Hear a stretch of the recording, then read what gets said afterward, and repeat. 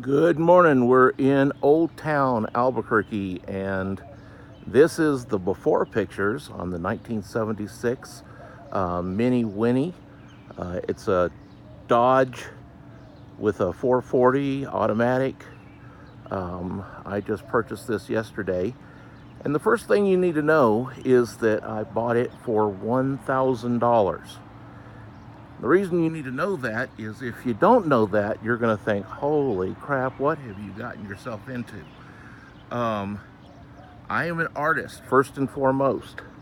And what you're about to see is, we'll call it a blank canvas, because a lot of the parts that need to be there are there, but it also needs a lot of art. This will be something that I will eventually live in, and so I have the opportunity to configure it exactly the way I want it to be. The most important thing was I didn't want to get too much into the mechanical stuff, so it runs good. The people, the family from Oregon, kind of a neat hippie girl, owned it. They actually lived in it in Oregon. Um, had over the last several years had spent a ton of money fixing up the mechanical side of it. They spent uh, about $1,000 completely redoing the muffler system. Um, Actually, $1,010 for replacing the exhaust manifolds, all the piping, the muffler, everything. Um, and it all works perfectly fine. The tires, we're going to see on the back in a second, where they had dry rotted and they had a horrible blowout. They spent $800 putting brand spanking new tires on it last year.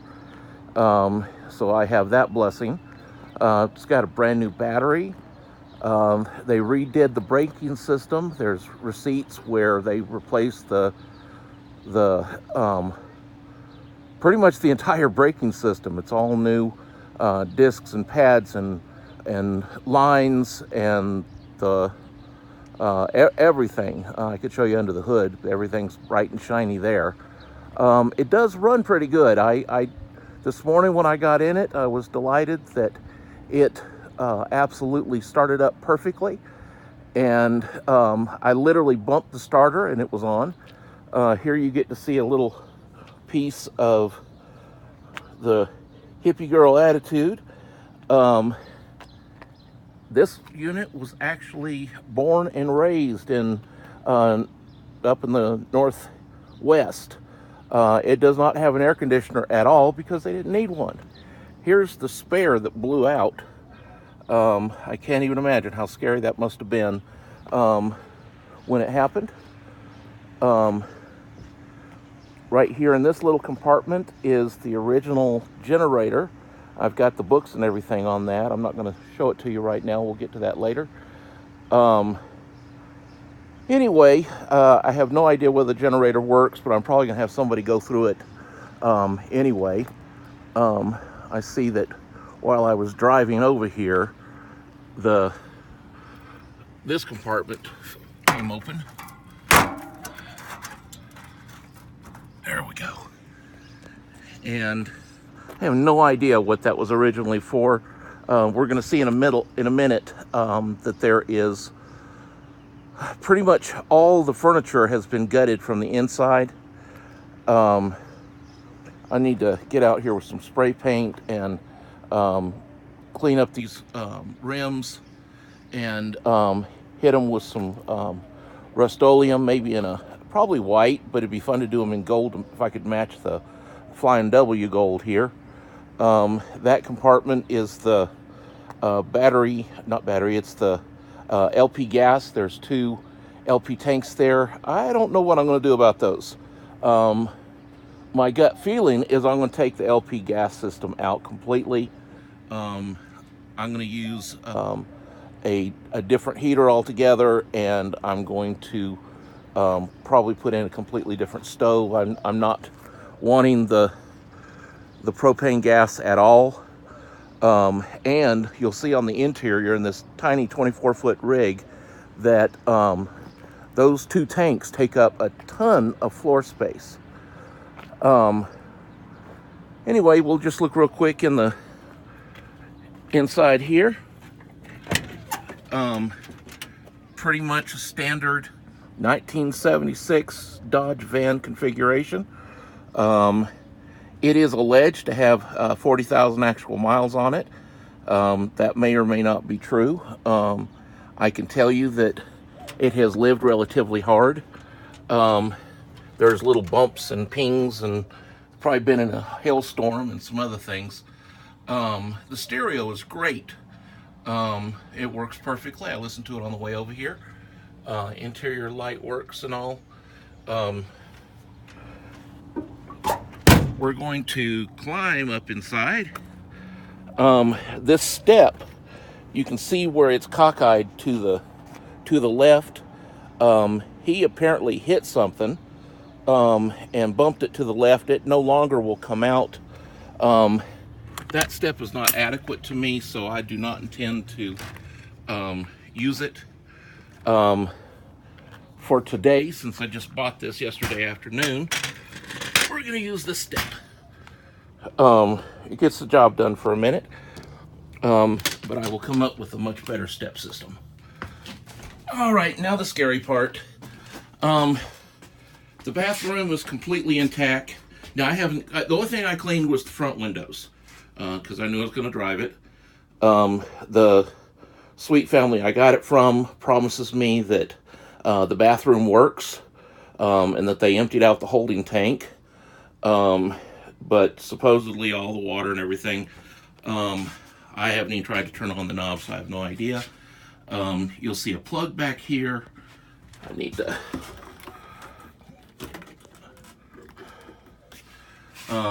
got storage here. The tub got kind of an interesting shower area.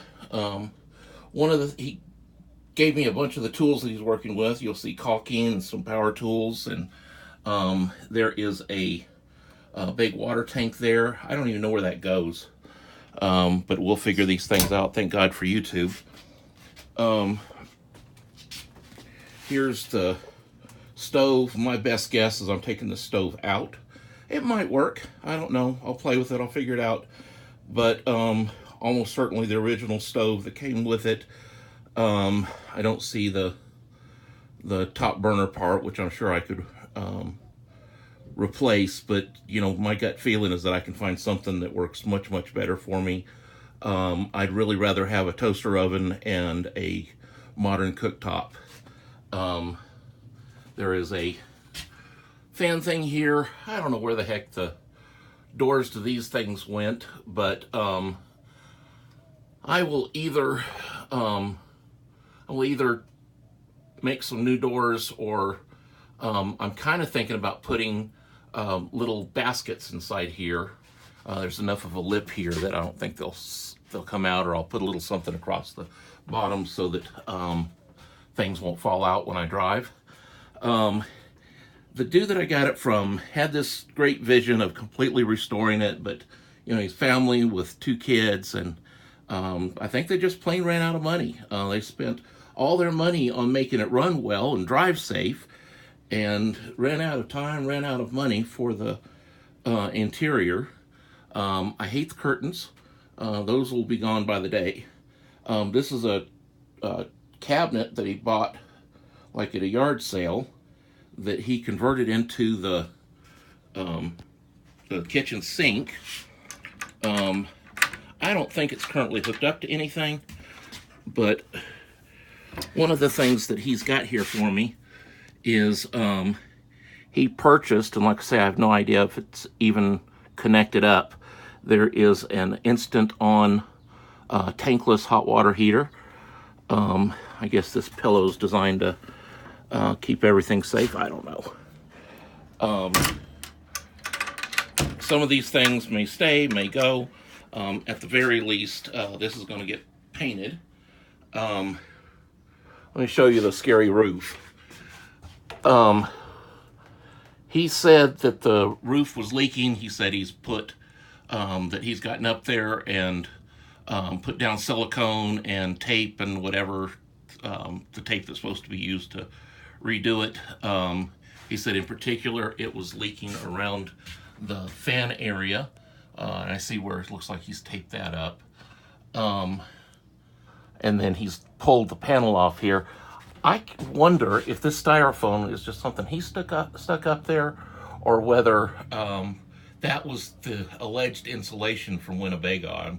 I'm concerned that it probably was the original installation from Winnebago, because if you look back here, the panel that hasn't been removed or doesn't appear to have been removed, it's that same stupid styrofoam, which is about worthless.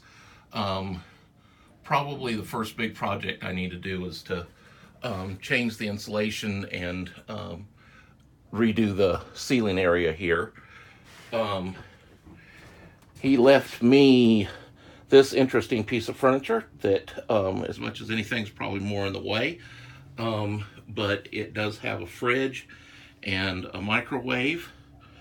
You're going to see on the walls,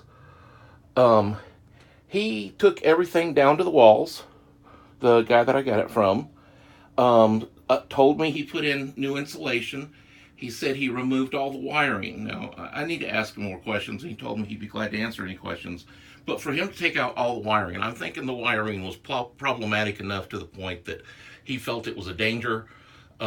He told me the reason he took out the wiring was so he could put in solar, but that doesn't jive completely, because even if you're going to put in solar, you still need a place to plug in. I'll figure all that out. That actually doesn't worry me. He removed all the furniture, which really, really suits me, because I'm going to put in all new couch and table and all that stuff, but in a configuration that suits my needs. I will want kind of an art station, because I'm an artist. I also do a lot on my computer, so I'll need a computer workstation. And then I don't think my poor knees will be happy sleeping up there all the time. That's if it would even hold me. I'm a deluxe-sized dude.